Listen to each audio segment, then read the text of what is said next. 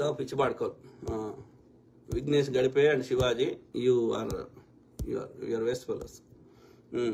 కళ్యాణ్ అన్న betting apps promote చేయొచ్చు అంటున్నాను. నేనెవడన్నానయ్యా? నేను ఎప్పుడన్నా ప్రమోట్ చేసినా చేయకున్నా ఆడేటోడు ఆడతాడు.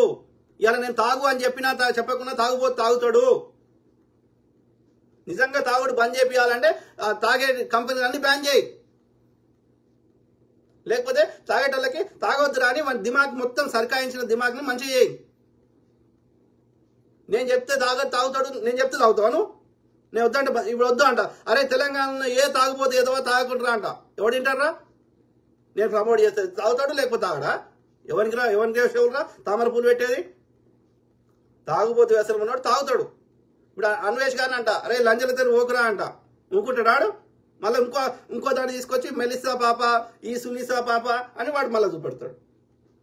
అది బ్రెయిన్ అట్లనే ఉంటుంది రా. బ్రెయిన్ అనేది నువ్వు నీ తల్లిదండ్రుల నుంచి కొన్ని లక్షణాలు వస్తాయి, తర్వాత నువ్వు పెరిగిన వాతావరణం నుంచి కొన్ని లక్షణాలు వస్తాయి. ఆ బ్రెయిన్ అనేది ఒక రోడ్ లాంటిది. న్యూరల్ నెట్వర్క్స్ అంటారు దాన్ని, న్యూరల్ పాత్వేస్ అంటారు. ఆ నెట్వర్క్ ఏర్పడ్డాక ఒక నెట్వర్క్ తీసి ఇంకో నెట్వర్క్ వేయడం అంత ఈజీ కాదు, కొత్త రోడ్ వేయడం అంత ఈజీ కాదు. దానికి చాలా కౌన్సిలింగ్ కావాలి. కౌన్సిలింగ్ అంటే ముచ్చడి ఎప్పుడు మందేశుడు కాదు, అర్థమైందా? సో కాబట్టి అది నేనేమంటున్నా, బెట్టింగ్ యాప్ ఇప్పుడు మిగతా దుర్వ్యసనాలు ఎట్లయితే ఉన్నాయో బెట్టింగ్ యాప్స్ అనేది కూడా ఒకటి అంతే. ఆ దుర్వ్యసనాన్ని మానుకోవాలంటే ఎవడో చెప్తే వాడు ఆడడు, వద్దంటే ఊరుకోడు. నీకు నిజంగా బ్యాన్ చేసి ఉంటే బెట్టింగ్ యాప్లను బ్యాన్ చేయమని గవర్నమెంట్ రిక్వెస్ట్ చేయండి.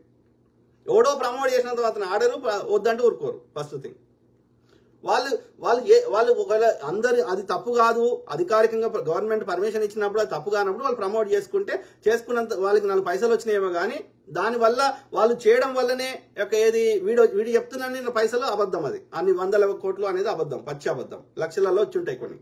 సో వాళ్ళకి వచ్చినంత మాత్రాన, వాళ్ళు చెప్పినంత మాత్రాన బెట్టింగ్ చేసిండ్రు అనడం అబద్ధం. వానికి అలవాటు ఉంది, వాళ్ళు చేసారు. సింపుల్. ఓకే, కాబట్టి అది అధికారికంగా రాజ్యాంగబద్ధంగా బెట్టింగ్ యాప్లు అది ఇల్లీగల్ కానప్పుడు, ఓకే, అది నేరం కానప్పుడు ఎవడైనా ప్రమోట్ చేసుకోవచ్చు, తప్పేం కాదు.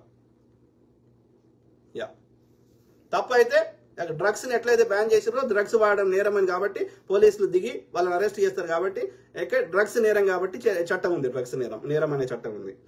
ఈ బెట్టింగ్ యాప్స్కి అట్లాంటి చట్టం లేదు, ఆల్కహాల్ చట్టం లేదు. వార్నింగ్ మాత్రమే ఇస్తారు, పెద్దగా తాటికాయ అక్షరాలతో రాస్తారు. సిగరెట్ తాగితే ఇది అవుతుంది, ఓకే, టీవీలో సినిమా ముందు వస్తుంది కదా, మందు తాగితే ఇది అవుతుంది అని పెద్ద తాటికాయలతో అక్షరాలు వార్నింగ్ మాత్రమే ఉంటుంది. కానీ నీ స్వేచ్ఛను తీశారు. బెట్టింగ్ యాప్స్ కూడా అదే పరిస్థితి. ఆడితే నష్టపోవచ్చు, లాభం కావచ్చు, నీ ఇష్టం అంటారు, అంతవరకే వార్నింగ్. సింపుల్. కాబట్టి చట్ట ప్రకారం నేరం కానప్పుడు ప్రమోట్ చేసుకోవచ్చు, తప్పేం కాదు. ఆడవడో బెట్టింగ్ యాప్స్ తోటి దోసుకునే బదులు అలాగే కొంత పైసలు వీళ్ళకి కూడా వస్తున్నట్లు లెక్క. Common sense. ఎవడు ఫ్రీగా పైసలు ఇయ్యాడు, ఆడటానికి సిగ్గు ఉండాలి, శరం ఉండాలి. ఎవడు ఫ్రీగా పైసలు ఇయ్యడరా, మరి ఇది ఆడొద్దురా, అట్లా రావురా పైసలని జ్ఞానం ఉండాలి. వానికి జ్ఞానం లేకపోతే మనం ఏం చేస్తాం? నేను చెప్పినంత మాత్రమే ఆడతాడు ఆడు.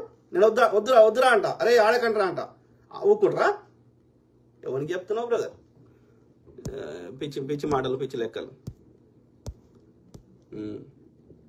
దళపతి శివ నేను చదువుతలేను, యూఆర్ వేస్ట్ ఫెలో. బీఆర్ఎస్ చిల్లరకి అమ్ముడు పోయిన గాడి కొడుకు.